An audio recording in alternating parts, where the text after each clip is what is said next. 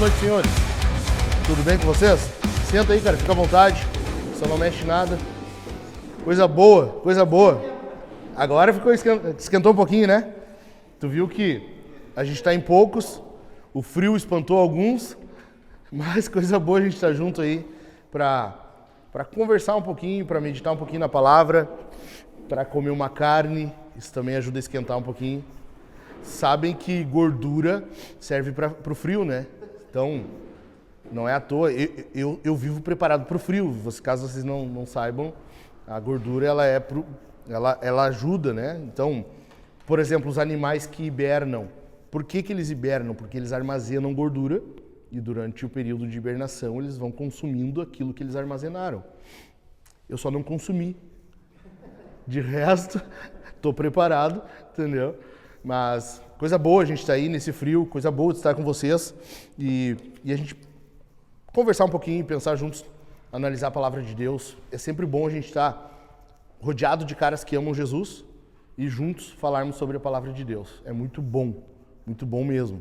Então, eu quero já que tu pega a Bíblia aí, abre, acha o livro de Jeremias.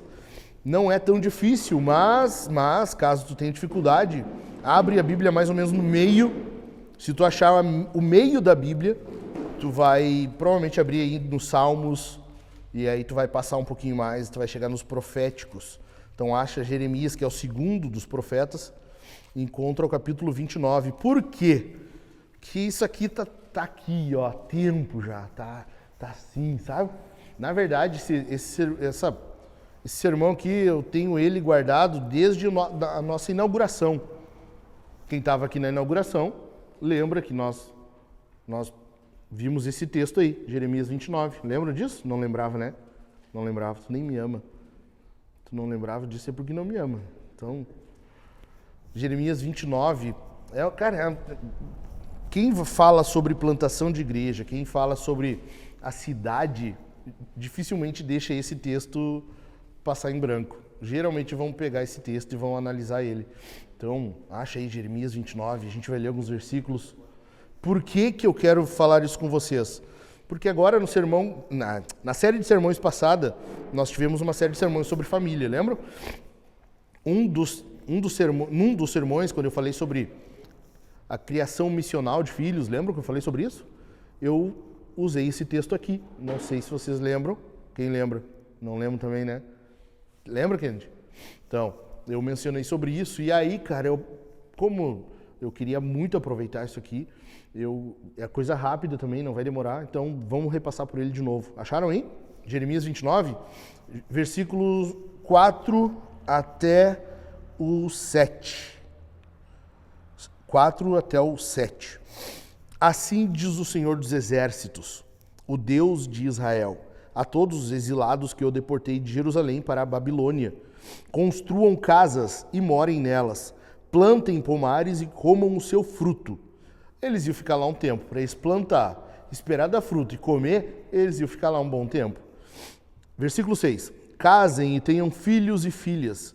Escolham esposas para os filhos de vocês e deem as suas filhas em casamento para que tenham filhos e filhas. Aumentem em número e não diminuam aí na Babilônia.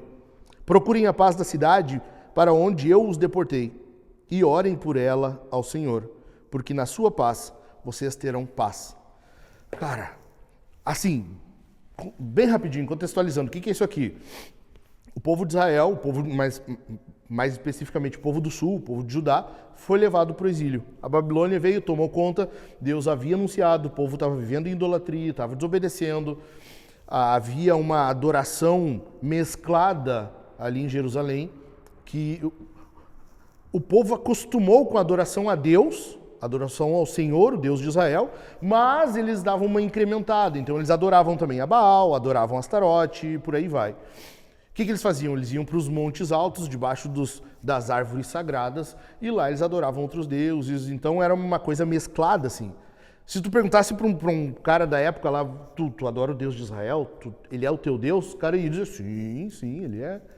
Agora, tu ia ver no domingo, ele estava lá no templo adorando, levando um cordeiro para sacrificar, tudo certo. Na segunda-feira, na terça, depois, então ele ia passar também num monte lá e adorar algum ídolo, alguma coisa assim. E Deus vem alertando há tempo, cara. Deus vem falando, não faz isso, não faz isso. Sabe aquele pai que vai... Ele dá uns avisos assim, cara, não faz isso, não faz isso, nós vamos conversar, eu vou te levar pro banheiro e nós vamos conversar. É tipo isso, Deus vai alertando. Até que, em algum momento, a ira de Deus se revela de forma que a Babilônia vem e toma conta, eles invadem Jerusalém, levam o povo pro exílio. Eles levam em 3 ou 4 levas, sendo que a primeira delas provavelmente foi quando foi o profeta Daniel, ele era um jovem ainda, enfim. Eles estão na Babilônia agora, uma nação pagã, um deus pagão, eles recebem nomes pagãos, né? Tanto que tu vai ver a história de Daniel ali e os 3 amigos, o nome deles foi trocado. Por quê? Porque estavam numa terra pagã, a identidade deles é forçada a mudar agora. Eles viram eunucos, os caras cortam as bolas deles. Cara, terrível. Como que tu vive feliz numa terra assim? Tem como? Aí o que Deus faz? Deus manda o profeta, ó, escreve uma cartinha lá. Manda um WhatsApp pros caras e diz assim, ó. Vivam em prol da cidade. Orem por ela, que é esse texto que a gente leu aí. Agora vocês têm que viver por essa cidade aí. Construam casas, plantem pomares. Vocês vão comer desse fruto, ou seja, vocês vão ficar tempo aí. Vocês vão plantar, esperar crescer, esperar dar fruto para comer. Vocês têm que dar as filhas de vocês em casamento. Os filhos de vocês escolham noivas para eles, porque vocês vão ficar aí até que nasçam os netos. Ou seja, Deus está dizendo, gente, vai ficar um tempinho aí. Vai ficar um tempo. Por que Deus está falando isso? Porque os homens, eles precisam ser lembrados de que eles têm um propósito, eles têm algumas coisas com as quais eles têm que se comprometer. Todo homem, a Bíblia exige do homem certos comprometimentos. Não é diferente de nós. Não é diferente.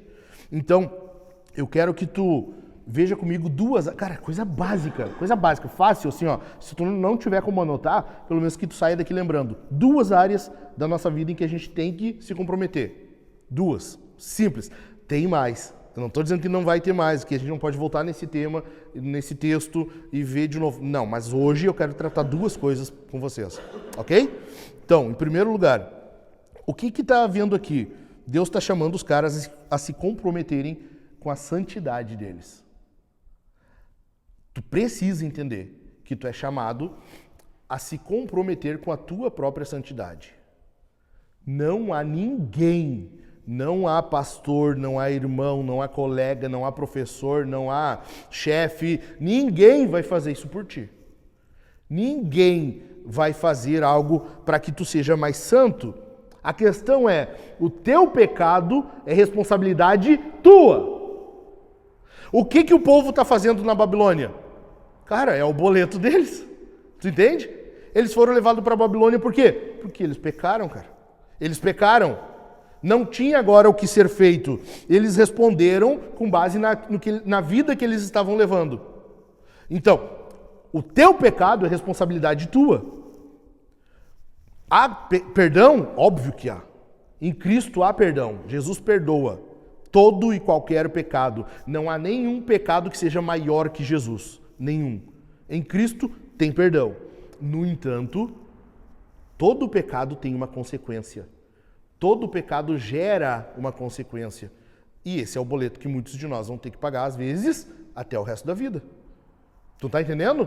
Então, não tem como tu achar que o teu pecado vai passar despercebido, vai passar imune, vai passar ileso. Tu não pode contar com isso. Cara, vamos ler alguns textos da Bíblia? Eu quero que vocês me ajudem aí. Alguém acha Deuteronômio 24 e 16? Alguém acha aí? Deuteronômio 24, 16. Enquanto isso, alguém acha Ezequiel. Acha Ezequiel, capítulo 18, verso 4.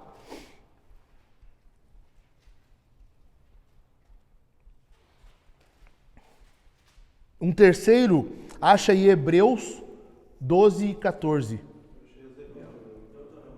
Deuteronômio, mas não lê ainda, segura. 24 e 16. 18 e 4. Não lê ainda, segura aí. Hebreus 12 e 14. Quem pode ler? O Dani? Pode ser, tranquilo, Dani, pode ser. Que bom que tu te voluntariou aí. Legal. Quem pode ler Romanos 6, 14? Samuel, acha aí. Romanos 6, 14. Obrigado também por levantar a mão aí. Hebreus 12 e 14. Tá? Quando tu for ler Romanos 6,14, tu segura que vai ter um versículo depois ainda em Romanos 6. Posso ir pedindo para os outros ler enquanto tu acha Romanos aí?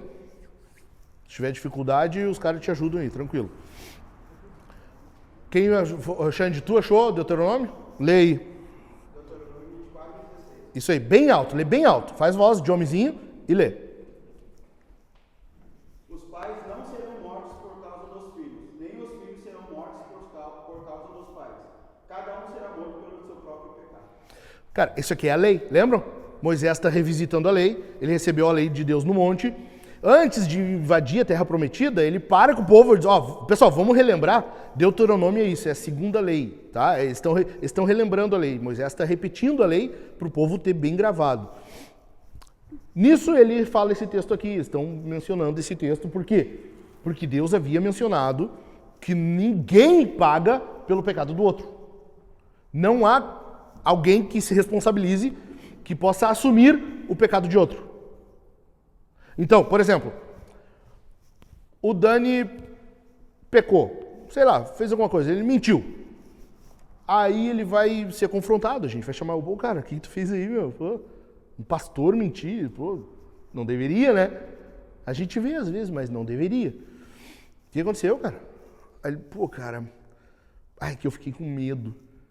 Mas o medo justifica o nosso pecado? Sim ou não? Não. Vamos lá, então vamos dar outra situação. Cara, eu fiquei com vergonha. A verdade é que eu fiquei com vergonha. A vergonha justifica o pecado? Não. Vamos imaginar outra coisa, sei lá, algo pior. Cara, sei lá, os caras estavam com uma arma na minha cabeça. Sei lá, eu me senti pressionado na hora. Tinha 3 ou 4 caras na minha volta ali, eu menti. Justifica? Oi? Não, alguns ficaram meio na dúvida. Pô, será? Cara, não justifica. Tá? Pecado é pecado. O pecado, independente da circunstância, ele continua sendo pecado. Porque Deus chama ele de pecado. Ok? Então, não justifica. Agora, se o Dani falar assim, pô, cara, mas é que, pô, olha bem como é que tu falou comigo ali. Na hora eu fiquei envergonhado. Tu perguntou pra todo mundo ali se os caras estavam lendo a Bíblia em casa, fazendo culto familiar, se os caras estavam pastoreando as casas deles, todo mundo dizendo que sim. Pô, cara, mas assim tu me deixa mal? Eu tive que dizer que sim. Justifica? Eu posso ser o culpado pela mentira dele? Sim ou não? Não. Então ninguém pode assumir a culpa pelo pecado do outro. Estão entendendo? Agora, olha aí, Ezequiel 18. Eis que todas as pessoas são minhas, assim como a pessoa do Pai, também a pessoa do Filho é minha. A pessoa que pecar, essa morrerá. Aí. Cara, aí tu vê, opa, engrossou um pouquinho mais o caldo. Pô, tava falando de pecar e a pessoa responder pelo pecado. Tá, tudo certo, cara, eu posso responder pelo meu. Agora já tá falando que a pessoa que pecar, essa morrerá. Como assim, cara? Por que isso? Tu lembra de Paulo? Paulo escreve, né? Porque o salário do pecado é a morte. Opa, mas espera aí, cara, mas então todo pecado resulta em morte? Sim, todo pecado. Opa, mas eu só peguei uma caneta Bic, eu roubei, escondido, botei no bolso, só isso eu fiz. Morte. Cara, eu não fiz mal pra ninguém, foi só entre eu e Deus. Morte. Morte. Todo pecado implica em morte. Tu entende então por que tu é responsável pela tua santidade? A santidade então não é uma opção, é uma necessidade. Se tu peca, morre, logo eu tenho que viver em santidade, ou seja, não pecar. Vocês estão entendendo, gente? Sim ou não? A santidade então é uma necessidade. Isso, a santidade é uma necessidade, não uma opção. A gente não tem opção, cara, hoje eu vou ser santo. Amanhã acho que não, amanhã eu vou tirar uma folga da santidade. Melhor não. Não existe isso, estão vendo? Vai, Romanos 12, 14. Não, Romanos não, Hebreus. Errei por 2. Procurem viver em paz com todos e busquem a santificação, sem a qual ninguém verá o Senhor. Pecado, morte. Santificação, faz o quê? Deus, tu vê o Senhor. Então, tu tem dois caminhos na tua frente. Tu tem uma encruzilhada ali, tu tá numa bifurcação, entendeu? Os caras meio indecisos aí, não pode, né? Os caras ficam... Tem cara que não pode ter 2 banheiros em casa, né? Fica na dúvida de qual aí vai se cagar. É verdade. Imagina tu tem 2 caminhos na tua frente ali. Cara, um é o pecado, que resulta em morte. O outro é a santificação, que te leva para diante do Senhor. Tá entendendo, gente? Tá entendendo o raciocínio onde eu quero chegar? Então, pecado resulta em morte. Agora, se tu buscar santificação, ela te leva para diante do Senhor. Tá? Vamos lá, Romanos 6, 14. Porquanto o pecado não poderá exercer domínio sobre vós, pois não estáis debaixo da lei, mas debaixo da graça. Opa! Segura, fica de pezinho. Isso aí. Tu vai ler mais um versículo para nós. O pecado não tem domínio sobre nós, então. Mas tem um detalhe no meio que eu não mencionei. O pecado não tem domínio sobre quem? Sobre quem está em Cristo, em Jesus. Esse é o ponto. Tu e eu, por nossa força, pelo nosso braço, a gente não consegue. Para a gente viver e vencer o pecado, nós precisamos daquele que venceu o pecado. Tá? Romanos 6, 23, vai. Versículo 23. Porque o salário do pecado é a morte, mas o dom gratuito de Deus é a vida eterna por intermédio do Cristo Jesus, nosso Senhor. Esse é o versículo 23 do capítulo 6? É? Acho que eu anotei errado. Enfim. Tá. No capítulo 6, algum versículo diz assim: agora, porém, libertados do pecado, 22. Pô, Samuel, tu errou, cara. Tô brincando, fui eu. Leu 22, fica de pezinho aí, leu 22, então, vai lá. Vozinha de homem.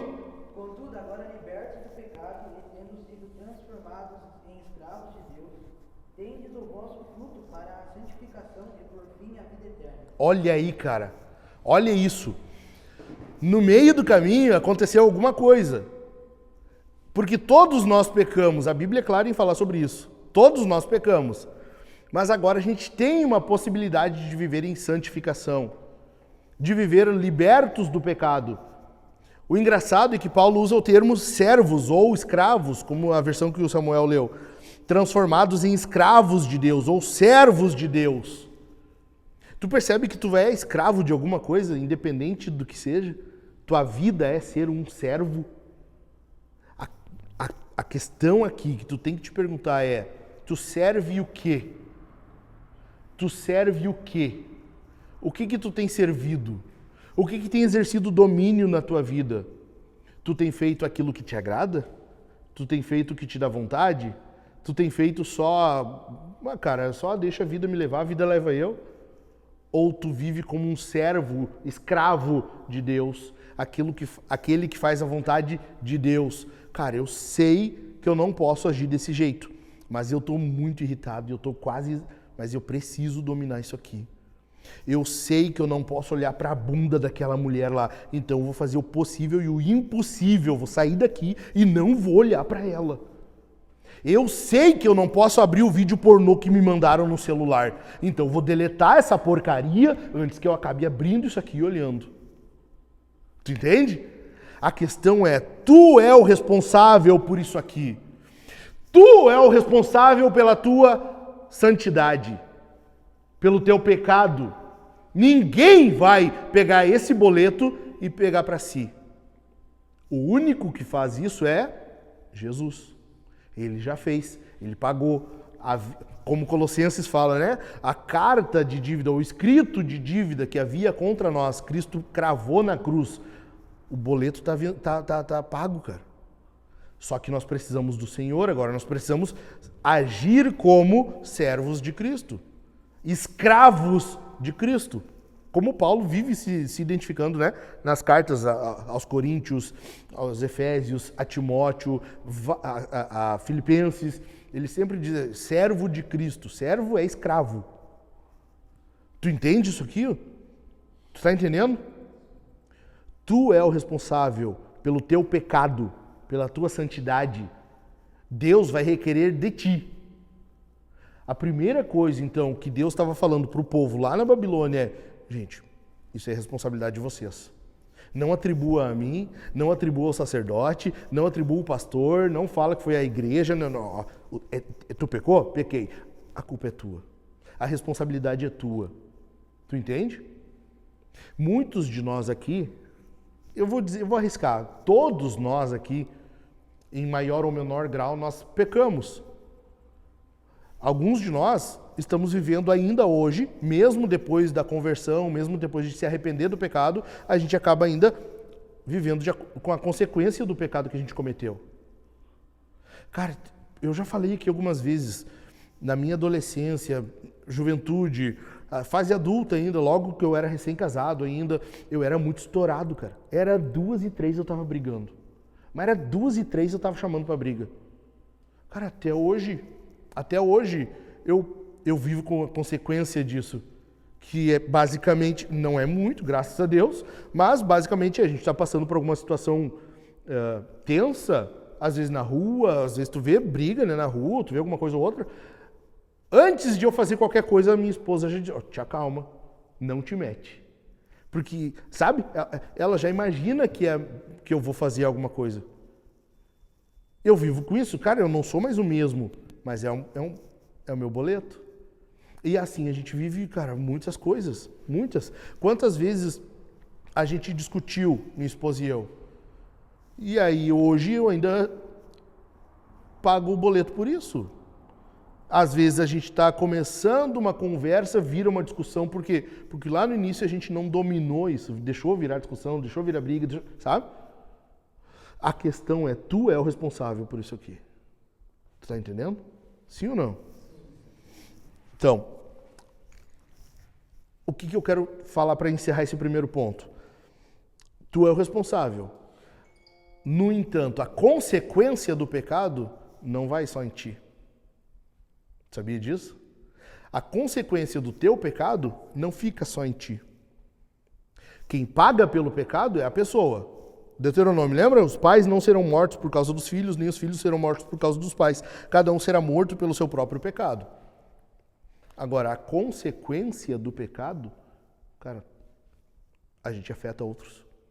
A tua família, ela sofre por causa do teu pecado. A tua casa pode ser atingida por causa do teu pecado. O teu casamento. Ou tu acha que quando tu tá assistindo pornografia, tu tá sozinho, só tu ali. Cara, tá cheio de demônios. Se tu tá em casa, teu casamento está sendo atingido. A igreja está sendo atingida. Paulo fala, 1 Coríntios 12, 27.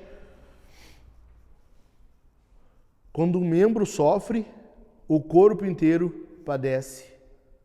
O teu pecado afeta essa turma aqui, todos que estão aqui. O teu pecado, veja bem, eu estou falando do teu, o meu, individualmente. O meu pecado, quando eu acho que, cara, eu não fiz mal para ninguém, não. Espiritualmente ele afeta muita gente. Muita gente. Então, tu precisa entender que o teu pecado afeta a tua família, a tua igreja e a sociedade. Ou tu acha que o Brasil está do jeito que está por causa do governo? Também. Mas tu acha que o Brasil, a sociedade brasileira, está do jeito que está meramente por causa do PT? Tu acha? Tu acha que não é por causa do pecado? Tu acha que não é por causa da corrupção, por causa da imoralidade? Cara, o que mais tem hoje é música com cunho sexual. O que mais tem é música... Tu ouve pornografia hoje. Se tu for ouvir as músicas de hoje, tu ouve pornografia. Roubalheira. Cara, olha o estado do Brasil. Por causa do pecado. A gente está à beira de um colapso. Por causa do pecado. Israel foi para a Babilônia por causa do pecado. Estão entendendo? Segundo lugar. Em segundo lugar, tu precisa te comprometer, então, com a tua responsabilidade. Presta atenção. Se tu é responsável pela tua santidade, tu precisa te comprometer com a tua responsabilidade, que é o que vem antes disso. Um passo anterior. Então, se a busca pela santidade, ou melhor, se tu não busca a santidade, a responsabilidade de quem? Vamos lá. Tua, minha, é da própria pessoa. Agora, por que antes de falar então, ou melhor, a consequência de não ter a santidade implica na tua responsabilidade, porque é o que está acontecendo com o povo aqui. O povo está no exílio, correto? Ó, olha comigo aí, tá aberta a Bíblia ainda, Jeremias? Jeremias 29 é o versículo 7.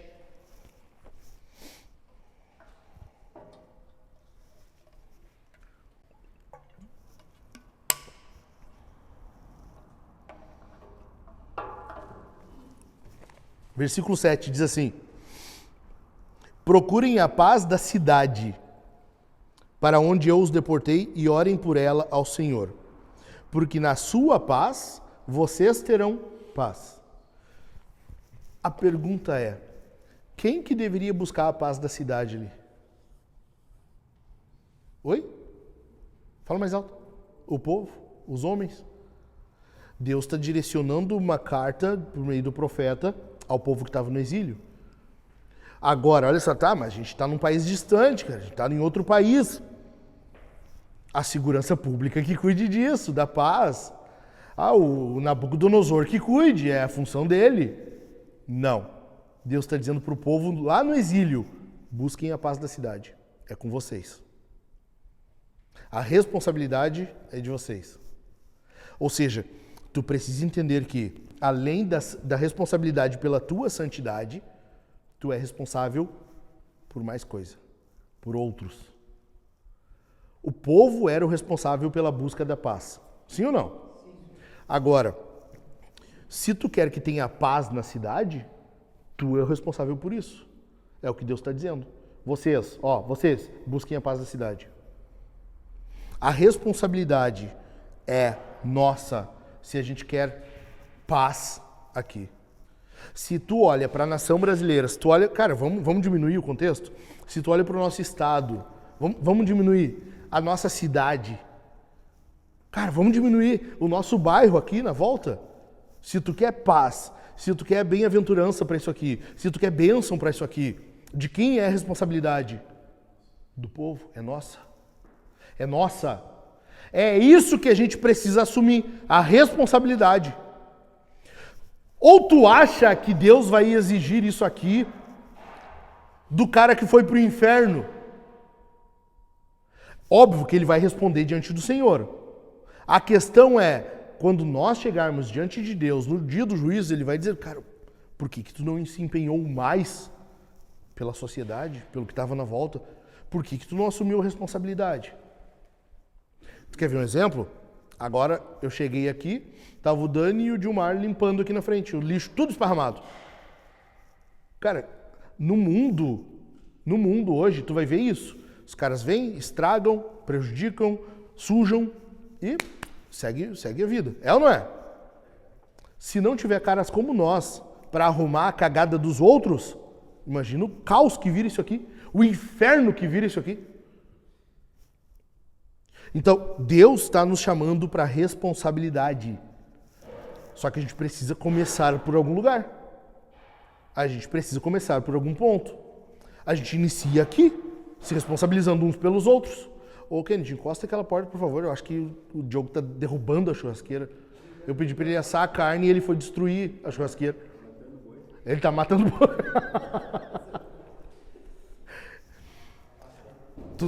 Tu entende? A gente é chamado a se responsabilizar por alguma coisa. Então, a tua responsabilidade pela santidade é tua. Cara, tá certo, eu sou o responsável por mim para buscar a santidade. Mas tem mais. Deus também me chama a eu me responsabilizar pelos outros.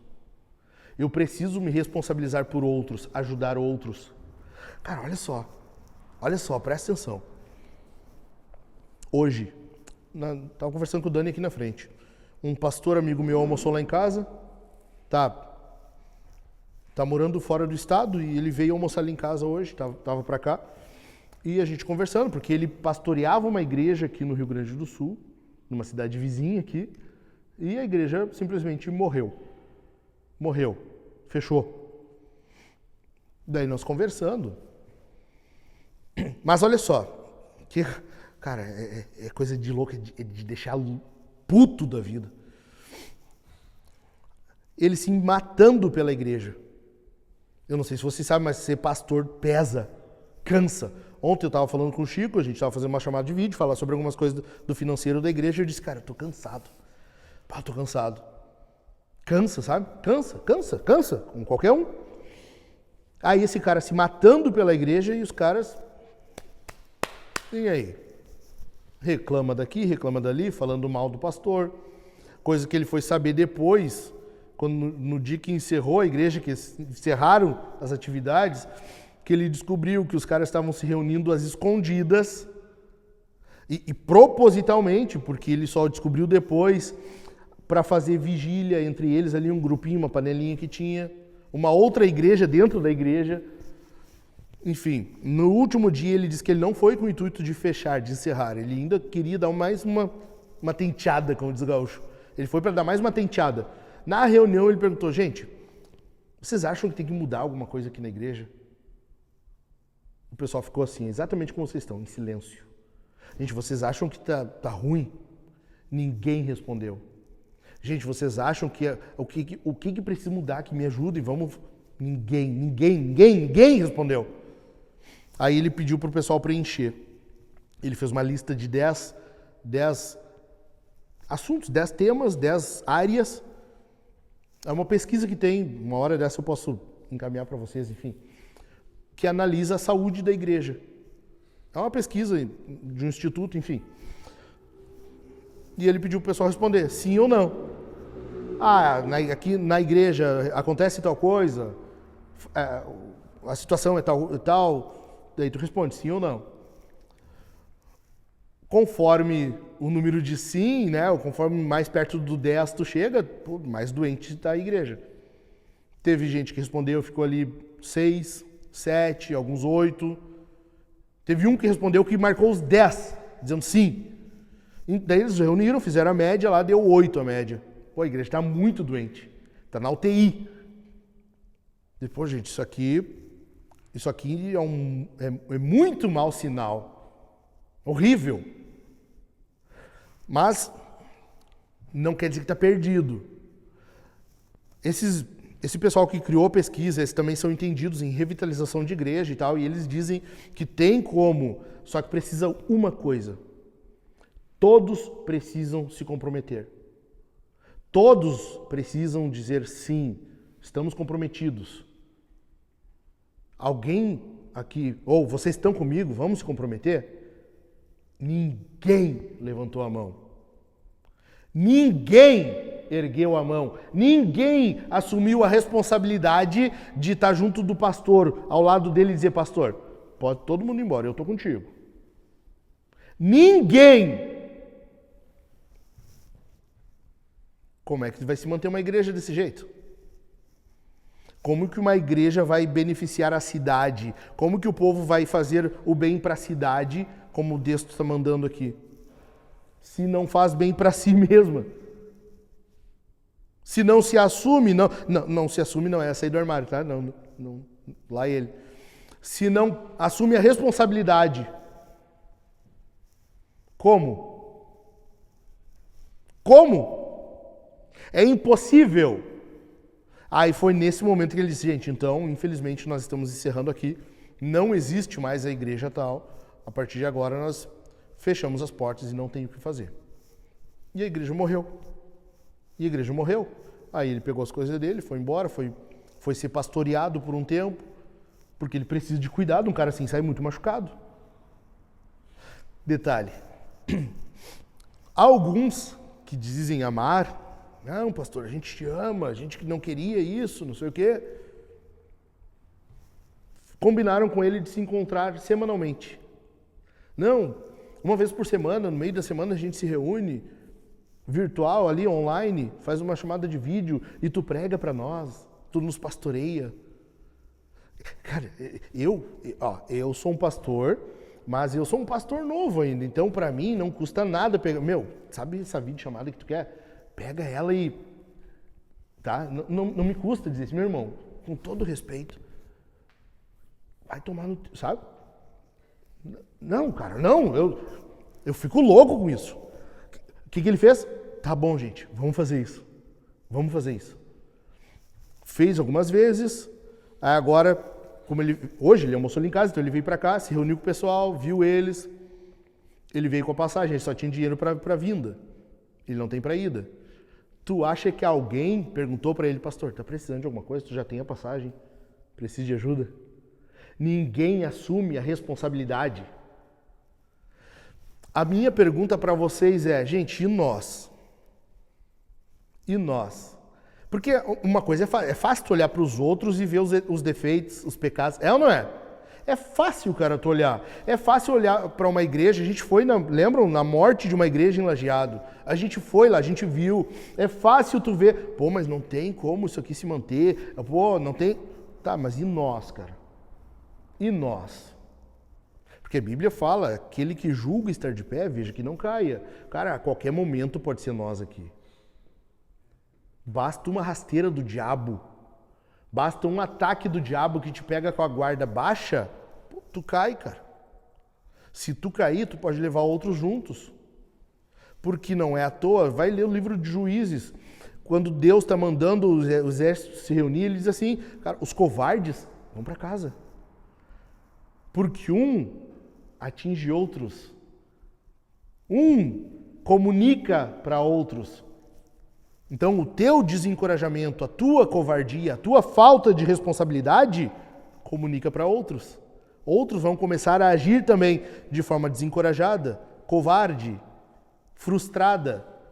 Agora, se tu é um cara encorajado, cheio do Espírito Santo, se tu é um cara que ama Jesus, ama a palavra de Deus, tu comunica isso para outros. A pergunta é, como que tu tá hoje? Tu tá assumindo essa responsabilidade da tua santidade e pelos outros? Tu tá te responsabilizando pelo teu irmão? A pergunta hoje é, e tu? E tu? Cara, a gente cantou aqui. Entra na peleja hoje. Né? A gente cantou aqui, eu quero estar com Cristo, onde a luta se travar. Mas, cara, como é que Cristo vai ter no exército dele alguém que tá pelangueando, tá? Sabe? Tá, não tá legal, tá? E aí? Se tu quer, de fato, cantar isso e que seja verdade o que tu tá cantando, tu tem que assumir a tua responsabilidade, meu irmão.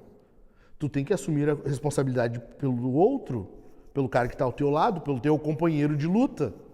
A gente está numa série agora de sermões sobre as armas da nossa luta. A gente está numa guerra. A Bíblia fala, nós estamos vivendo uma guerra espiritual, mas é uma guerra. Como que tu não vai ajudar o cara que está do teu lado? Amém? Amém ou não amém? Vamos orar, gente? A questão principal do que eu quero que tu lembre hoje. O principal, presta atenção, estou encerrando. O principal, pode ficar em pé já, pode ficar em pé. O principal, a gente não consegue sozinhos. A gente não consegue. Se tu for confiar no teu braço, tu cai. Se tu achar que tu pode, tu cai. Se tu achar que tu consegue, tu cai. Não tem ninguém que consiga ser um bom cristão, um homem santo, um homem cheio do Espírito Santo, um bom marido, um bom pai, um exemplo de vida para os outros, sem que seja cheio do Espírito Santo. Tu não consegue. Eu estou aqui para te desencorajar de fato. Do quê? De que tu confie no teu próprio braço.